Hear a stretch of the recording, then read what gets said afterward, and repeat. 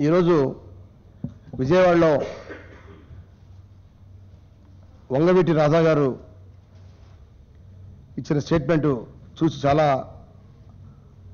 బాధపడ్డాం. ఎందుకంటే ఆ కుటుంబం వంగవీటి మోహన్ రంగా గారితో నాకు అత్యంత సన్నిహితంగా ఉండేవాళ్ళం. కృష్ణా జిల్లాలో ఆనాడు వంగవీటి మోహన్ రంగా గారికి దివంగత ముఖ్యమంత్రి రాజశేఖర రెడ్డి గారి ఆశీస్సులతోటి రాజశేఖర రెడ్డి గారు ఏది చేసినా సరే రంగా గారికి ఆనాడు ఒక ప్రత్యేకత ఇచ్చేవారు. ఆయన ఒక కార్పొరేటర్గా, నగర కాంగ్రెస్ అధ్యక్షుడిగా, అలానే శాసనసభ్యుడిగా చేయడానికి ఆనాడు శివశంకర్ గారు, రాజశేఖర రెడ్డి గారు ఎంతో ప్రోత్సహించి రాజశేఖర రెడ్డి గారు మొట్టమొదటి నుంచి కూడా రంగా గారి ఎదుగుదలకి ఎంతగానో తోడ్పడ్డారు. ఆ తర్వాత ఆనాడు నేను జిల్లా యువజన కాంగ్రెస్ అధ్యక్షుడిగా కూడా పనిచేశాను. 1988 డిసెంబర్ 26వ తారీఖు రంగా గారి హత్య చేసే ముందు రోజే రంగా గారిని కూడా నేను స్వయంగా కలిశాను. 26 అర్ధరాత్రి తెలుగుదేశం పార్టీ సంబంధించిన నాయకులు, గూండాలు ఒక టూరిస్ట్ బస్సుకి తెలుగుదేశం పార్టీ జెండాలు కట్టుకొని ఆయన చేసే నిరాహార దీక్ష శిబిరం దగ్గరికి వచ్చి ఏ విధంగా హత్య చేశారో విజయవాడ నగరవాసులే కాదు రాష్ట్ర మొత్తానికి కూడా ఆనాడు తెలుగుదేశం పార్టీ నాయకులే హస్తంతో గూండాల చేత హత్య గావించబడ్డారు. అందులో దేవినేని నెహ్రూ గారు కూడా ఒక ముద్దాయి, అలానే వెలగపూడి రామకృష్ణ ప్రసాద్ ఇవాళ శాసనసభ్యుడిగా ఉన్నారు విశాఖపట్నంలో, మరి వారొక ముద్దాయి. ఇవాళ రాధా విజయవాడలో మాట్లాడుతూ నా తండ్రిని చంపింది ఒక పార్టీ కాదు కొంతమంది వ్యక్తులని చెప్పి అంటాం చాలా చాలా బాధగా ఉంది, బాధాకరం. దీన్ని పూర్తిగా రంగా గారి అభిమానులుగా, వైఎస్ఆర్ పార్టీ నాయకులుగా మేమంతా కూడా ఎంతో బాధపడుతున్నాం. ఎందుకంటే ఇవాళ ఆనాడు మేము ప్రత్యక్షంగా చూసాం. తర్వాత ఆనాడు తెలుగుదేశం ప్రభుత్వంలో చేగొంటి హరిరామజోయ గారు మంత్రిగా కూడా పనిచేస్తున్నారు. ఆ రోజుల్లో రంగా గారి హత్య జరిగినప్పుడు ఆయన మంత్రిగా కూడా ఉన్నారు. ఆయన స్వయంగా చెప్పాడు, ఆయన ఒక బుక్ రాశారు, ఆ బుక్లో కూడా చెప్పారు రంగాన్ని హత్య చేసింది తెలుగుదేశం పార్టీ సంబంధించిన ఆనాడు చంద్రబాబు నాయుడు స్క్రీన్ ప్లే దర్శకత్వం అంతా అయిందే. ఆయన ప్లాన్ తోటి ఇవాడున్న స్పీకర్ కోడెల శివప్రసాద్ కొంతమంది నాయకులు రంగా గారిని హత్య చేయించాలి, ఇది డిసెంబర్ 20వ తారీఖున ముహూర్తం పెట్టించింది కూడా ఇవాళ ముఖ్యమంత్రి చంద్రబాబు నాయుడే. మరి ఆయన చేతుల మీదుగానే ఆ రోజు ఆ కార్యక్రమం జరిగిన సంగతి 50 మంది ప్రజానీకానికి తెలుసు. ఆనాడు మంత్రిగా ఉన్న హరిరామజోయ కూడా ఒక బుక్లో రాయటమే కాదు, మరి పాలకుల్లో ఒక సభ పెట్టి ఆ సభలో కూడా చెప్పాడు. కాబట్టి ఇవాళ తనయుడు రాధా ఆ విధంగా మాట్లాడడం అనేది మరి ప్రతి వారు కూడా రాధారంగా మెత్తబండి కానీ రంగా గారి అభిమానులుగా అందరూ కూడా ఆ ప్రెస్ మీట్ విని మరి ఎంతో బాధపడుతున్నారు.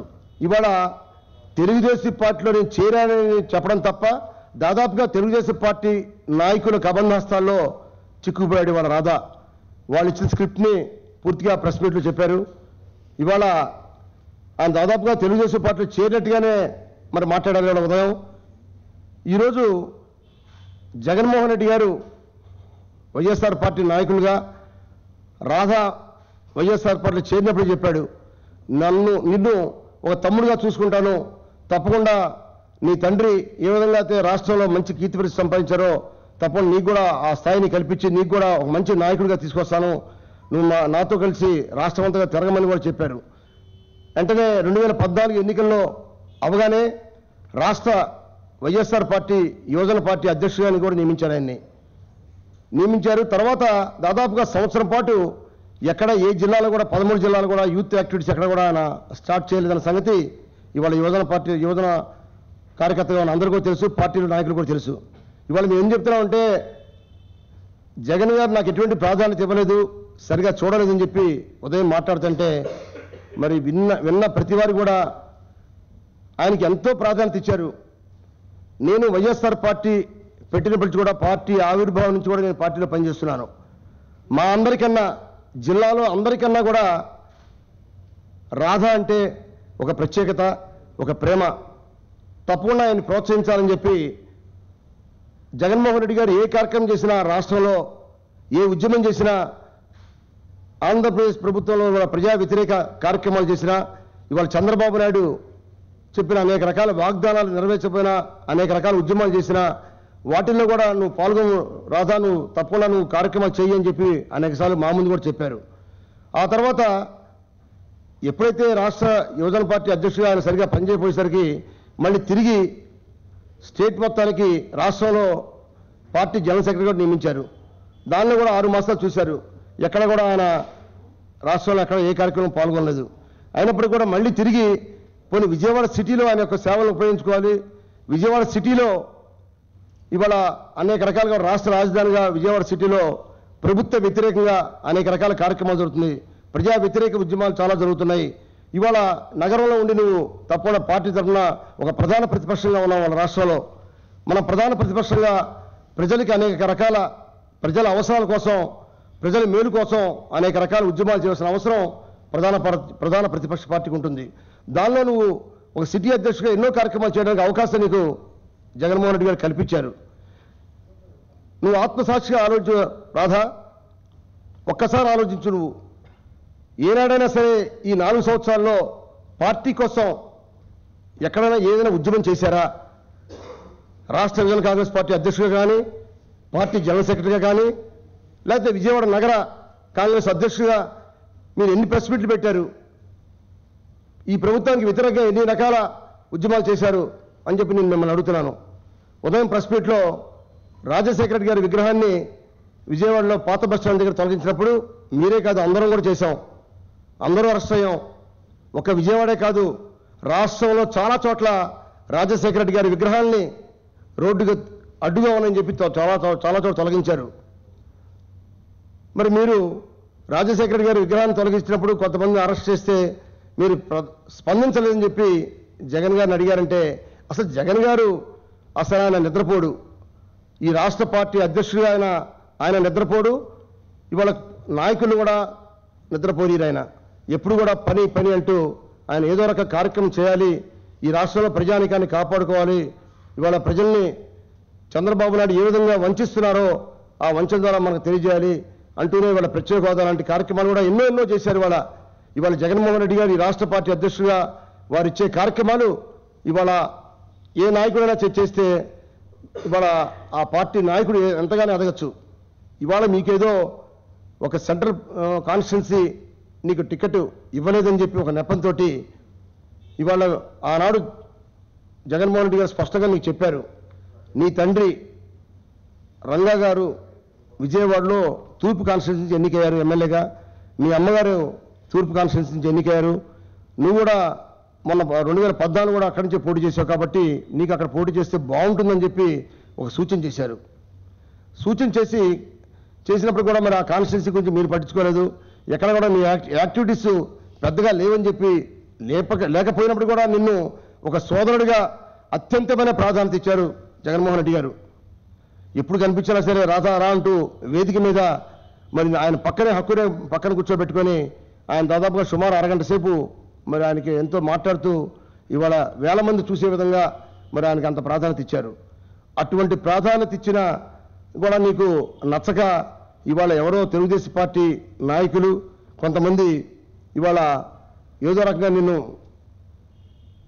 మోసం చేయాలి, నిన్ను వంచాలి, నీ యొక్క ప్రతిష్ట దిగదార్చే విధంగా మరి నేను ఈ విధంగా మరి ఆ విధంగా తీసుకెళ్లి నేను ఇవాళ వైఎస్ఆర్ పార్టీకి వ్యతిరేకంగా జగన్మోహన్ రెడ్డి గారికి వ్యతిరేకంగా నీకు స్టేట్మెంట్ ఇచ్చారంటే ఒక్కసారి ఆత్మ పరిశీలన చేసుకోమని చెప్పి రాధాని నేను కోరుతున్నాను. ఎందుకంటే మీ కుటుంబం ఇవాళ రంగా గారితో మాకు సన్నిహిత సంబంధం ఉంది. రంగా గారితో పాటు నన్ను ఆనాడు జిల్లా యువజన కాంగ్రెస్ అధ్యక్షుడిగా నన్ను ఆనాడు రికమెండ్ చేశారు రంగా గారు. కాబట్టి మీ కుటుంబంతో మాకు సన్నిహిత సంబంధం ఉంది. కాబట్టి నీకు ఒక్కసారి పునరాలోచించుకో. నీకు ఎప్పుడైనా సరే నీ తండ్రిని చంపిన పార్టీ తెలుగుదేశం పార్టీ. నీ తండ్రిని ఘోరాతి ఘోరంగా చంపారు. ఒక నిరాహార దీక్షలో ఈ భారతదేశంలో ఎవరిని కూడా ఏ నాయకుడు కూడా ఒక దీక్షలో నిరాహార దీక్ష చేస్తున్న సమయంలో తెలుగుదేశం పార్టీ గూండాలు బస్సులో వచ్చి జెండాలు కట్టుకుని బస్సులో వచ్చి నీ తండ్రిని ఆ విధంగా హత్య చేస్తే నువ్వు మళ్ళీ తిరిగి ఏ మొహం పెట్టుకొని ఆ పార్టీ నాయకులతో చర్చలు జరుపుతున్నారు, ఏ విధంగా మీరు ఆ పార్టీలో చేరుతున్నారో ఒక్కసారి మీరు ఆత్మ పరిశీలన చేసుకోమని కోరుతున్నాను. ఇవాళ రంగా గారి ఆత్మ ఘోషిస్తుంది. ఒకసారి మీ అమ్మగారే మరి ఆనాడు తెలుగుదేశం పార్టీలో చేరినప్పుడే ఆ రోజు రంగా గారి ఆత్మ ఘోషించింది. మళ్ళీ తిరిగి ఇవాళ మళ్ళీ తెలుగుదేశం పార్టీకి అనుకూలంగా మీరు ప్రెస్ మీట్లో మాట్లాడినప్పుడు చూస్తుంటే మరి నిజంగా అసలు చాలా బాధాకరం. రంగా గారి అభిమానులుగా వైఎస్ఆర్ పార్టీ నాయకులుగా అందరూ కూడా చాలా బాధపడుతున్నారు. రాధా, దయచేసి నువ్వు ఒకసారి పునరాలోచించి గతాన్ని ఒకసారి గుర్తు చేసుకొని నీ కుటుంబం, నీ తండ్రి నీకు ఇచ్చిన ప్రాధాన్యత, ఆనాడు దివంగత ముఖ్యమంత్రి రాజశేఖర రెడ్డి గారు మీ కుటుంబానికి ఎన్నో రకాలుగా నీ తండ్రి కోసం ఆనాడు మరి ప్రదేశ్ కాంగ్రెస్ నాయకులను కూడా విభేదించి రాజశేఖర రెడ్డి గారు ఒక అడుగు ముందుకు వేసి నీ తండ్రికి ఎమ్మెల్యే టికెట్ ఇప్పించడమే కాకుండా అనేక రకాలుగా ప్రోత్సహించారు. మీ తండ్రిని హత్య చేసిన వాళ్ళ మీద కేసు విషయంలో కూడా ఆయన ఎప్పుడు కూడా పర్సువేషన్ చేశారు రాజశేఖర రెడ్డి గారు. ఇవాళ జగన్మోహన్ రెడ్డి గారు కూడా నిన్ను ఆ విధంగా తప్పని నిన్ను నాయకుడిగా చేయాలి, ఈ జిల్లాలో కృష్ణా జిల్లాలో నిన్ను మంచి నాయకుడిగా చేసి నిన్ను మళ్ళీ తిరిగి శాసనసభ్యుడిగా ఈ శాసనసభలో అడుగుపెట్టే విధంగా జగన్మోహన్ రెడ్డి గారు అనేక రకాల కార్యక్రమాలు చేస్తున్నప్పుడు కూడా ఇవాళ మీరు తెలుగుదేశం పార్టీ నాయకుల యొక్క దురాలోచనలో ఇవాళ వారితో పాటు మీరు చేయగలిపారంటే అంతకన్నా సిగ్గుమాల చర్య మరొకటి లేదు. రాధా, దయచేసి ఒకసారి ఆలోచించుకోమని చెప్పి మిమ్మల్ని కోరుతున్నాను. అలానే ఇవాళ విగ్రహాలు మీరు ఆవిష్కరిస్తుంటే, రంగా గారి విగ్రహాలు ఆవిష్కరిస్తుంటే జగన్మోహన్ రెడ్డి గారు అభ్యంతరం చెప్పినట్టు మార్నింగ్ మీరు ప్రెస్ మీట్లో నేను విన్నాను. నేను ఒకటే తెలియజేస్తాను, ఇవాళ రంగా గారు అంటే అందరికీ నాయకుడు, దివంగత నాయకుడు. ఇవాళ ఆంధ్రప్రదేశ్లో అంబేద్కర్ గారి విగ్రహాలు, నెహ్రూ, గాంధీ గారి విగ్రహాలు ఎన్ని ఉన్నాయో దాదాపుగా రాష్ట్రంలో కూడా చాలా కోస్తా జిల్లాలో అన్ని చోట్ల కూడా రంగా గారి విగ్రహాలు ఉన్నాయి. అన్ని చోట్ల రంగా గారి విగ్రహాలకి ఆవిష్కరణ విషయంలో తప్పకుండా నేను అందరూ ప్రోత్సహిస్తున్నారు. ఇంకా నువ్వే వీలుగాక అన్ని కార్యక్రమాలు వెళ్ళలేకపోతున్నావు. ఇవాళ జగన్మోహన్ రెడ్డి గారు ఎవరు కూడా రాజకీయ పార్టీలో నిన్ను వెళ్ళొద్దు, నిన్ను ఆంక్షలు విధించే పరిస్థితులు ఎవరు కూడా రాజకీయ పార్టీలో ఏ నాయకుడు ఉండరు. అయితే అక్కడ ఏదైనా ఒక నియోజకవర్గంలో ఏదైనా సమస్య వచ్చినప్పుడు అక్కడున్న ఎమ్మెల్యేనో లేదా అక్కడున్న సమన్వయకర్తనో కూడా కలుపుకొని వెళ్తే ఇంకా బ్రహ్మాండంగా ఆ కార్యక్రమం ఘనంగా జరపచ్చని చెప్పి సూచన చేసి తప్ప నేను ఎక్కడ కూడా పాల్గొవద్దని చెప్పి నేను ఎక్కడ కూడా ఆంక్షలు విధించారంటాం అది కూడా సరికాదు. అది తప్పకుండా నీకు ఎప్పుడు కూడా జగన్మోహన్ రెడ్డి అన్ని విషయాల్లో నీకు వెన్నంటే ఉండి నీకు అనేక రకాలుగా జిల్లాలో కాదు రాష్ట్రంలో అందరికన్నా నీకు ఎక్కువ ప్రాధాన్యత ఇచ్చేవాళ్ళు. దాన్ని నువ్వు మరి సరిగా వాడుకొని ఉంటే ఇంకా చాలా బాగుండేది. తప్పకుండా మరి ఇప్పుడు ఒకసారి మీరు మరి ఆలోచించండి. రంగా గారిని ఏ విధంగా మరి నడి రోడ్డు మీద కిరాతకంగా చంపి ఆ రోజు రోడ్డు పక్కన ఏ విధంగా చంపారో, ఆయన ఏ ఆశయం కోసం ఆ రోజు ఇళ్ల పట్టాలు విజయవాడలో దళితులకి, బలహీన వర్గాల వారికి మరి అటు కృష్ణలంకలో కానీ అటు వించిపేటలో కానీ అలానే వంటంలో కానీ అందరూ కూడా ఇళ్ల పట్టాల విషయంలో రంగా గారు ఆనాడు తెలుగుదేశం ప్రభుత్వంతో పోరాడి నిరాహార దీక్షలో కూర్చొని ఇళ్ల పట్టాలు ఇస్తేనే నేను దీక్ష విరమిస్తానని చెప్పి మరి మొండిగా ఆ రోజు దీక్ష చేసి కొనసాగించి ఆత్మ బలిదానం చేశారు. ఆ రోజున ఇవాళ ఆత్మ బలిదానం చేసి ఆ రోజు హత్యగా ఉంచబడిన పార్టీతో మీరు చేతులు కలుపుతున్నారంటే అంతకన్నా మనకు దుశ్చర్య ఉండదు. దయచేసి ఒకసారి పునరాలోచించుకోవాల్సిందిగా మిమ్మల్ని ఈ మీడియా ద్వారా కోరుతున్నాను. అంటే చేసింది తొందరపాటు చర్య. ఎవరు కూడా రంగా గారి అభిమానులుగా రాధా శ్రేయస్ కోరే వాళ్ళు ఎవరు కూడా దాన్ని ఒప్పుకోట్లా. కాబట్టి దాన్ని మేమందరూ కూడా తప్పుగా భావిస్తున్నాం. నా ఆలోచన కూడా నిజంగా విజయవాడ సిటీలో కానీ అతను అభిమానులు కానీ రాష్ట్రంలో ఎవరైనా రంగా గారి అభిమానులు కానీ ఒకసారి ఆలోచించుకోమని అడగమండి, 10 మంది అడగమని చెప్పండి. ఆయన తొందరపడద్దని చెప్పి మేము కోరుతున్నాం. సార్, రంగా గారిని చంపింది తెలుగుదేశం పార్టీ అని చెప్పి రాష్ట్రం మొత్తానికి తెలుసండి. అది వ్యక్తులు ఎవరు చంపుతారండి? బస్సుకు జెండా కట్టుకొని ఆ బస్సును దిగి హత్యగా ఉంచబడ్డారు. జెండాలు కూడా కట్టుకున్నారు. ఆ రోజు చాలా మంది ఫొటోస్ కూడా ఉన్నాయి ఇప్పటికీ. ఆ బస్సు మీద ఉన్న జెండాలు ఫొటోస్ కూడా ఉన్నాయి. అక్కడ ఆగి ఆ బస్సు తర్వాత అక్కడ వదిలేసి వెళ్ళిపోవటం, అందులో ఇవాళ ఎమ్మెల్యేలుగా ఉంటాం. ముఖ్యంగా మరి దివంగత దేవినేని నెహ్రూ గారు కూడా ఆ రోజు ఎమ్మెల్యేగా ఉంటాం. మరి నెహ్రూ ఆ రోజు పార్టీలో చేరతానని చెప్పి నాతో కూడా స్వయంగా చెప్పారు. జగన్మోహన్ రెడ్డి గారిని అడగండి, తప్పకుండా నేను కూడా వైఎస్ఆర్ పార్టీలో చేరతాను, తెలుగుదేశం పార్టీలో చంద్రబాబు నాయుడు నాయకత్వంలో నాకు పనిచేయడం అసలు ఇష్టం లేదు, నేను చేస్తానని చెప్పి ఆయన స్పష్టంగా చెప్పారు. అప్పుడు ఇదే రాధా ఎటువంటి పరిస్థితులు కూడా నెహ్రూ పార్టీలో చేరితే నేను ఇది వైఎస్ఆర్ పార్టీలో ఉండను, నేను రిజైన్ చేస్తానని చెప్పి అంటే రాధా మాటకి అంత గౌరవం ఇచ్చి ఆ రోజు నెహ్రూ చేరికను కూడా ఆ రోజు వద్దని చెప్పారు. మరి ఎంత ప్రాధాన్యత ఇచ్చారో మరొకసారి ఆలోచించాలి. తనని పార్టీలో జాతిపడి ఉంచుతున్నాడు అని జగన్మోహన్ రెడ్డి వ్యాఖ్యలు చేశారని చాలా బాధించాయి, అందుకే పార్టీ నుంచి బయటకు వస్తున్నానని వ్యాఖ్య చేశారు. మరొకటి టీడీపీ రంగాన్ని చంపింది అని నేను చెప్పడానికి కూడా ఒక విధంగా నేను వైసీపీలో ఉన్నాను కాబట్టి అటువంటి స్టాండ్ తీసుకోవాల్సి వచ్చింది అని అర్థం వచ్చేలా మాట్లాడారు. దీన్ని ఏమంటారు? నేను మరోసారి చెప్తున్నాను, ఈ రాష్ట్రంలో అందరికీ తెలుసు, రాజకీయాల్లో ఉన్న ప్రతి నాయకుడు తెలుసు రంగా హత్య ఎవరు చేశారు, ఎవరు చేయించారు అనేది అందరికీ తెలుసు. వ్యక్తులు కాదు, వ్యక్తులు ఎవరు చేయలేరు. రంగా అంటే అందరికీ గౌరవం, రంగా అంటే అందరికీ అభిమానం. అటువంటి నాయకుడు పైగా దీక్ష చేస్తున్నారు, నిరాహార దీక్ష చేస్తున్నారు. అటువంటి చేసే దీక్ష సమయంలో ఆయన హత్య గావించాడంటే ఆ రోజు ప్రభుత్వం, తెలుగుదేశం ప్రభుత్వంది. ఆనాడు మంత్రి హరిరామ్ జోగి గారే స్పష్టంగా చెప్పారు, ప్రభుత్వమే హత్య చేయించింది చెప్పారు.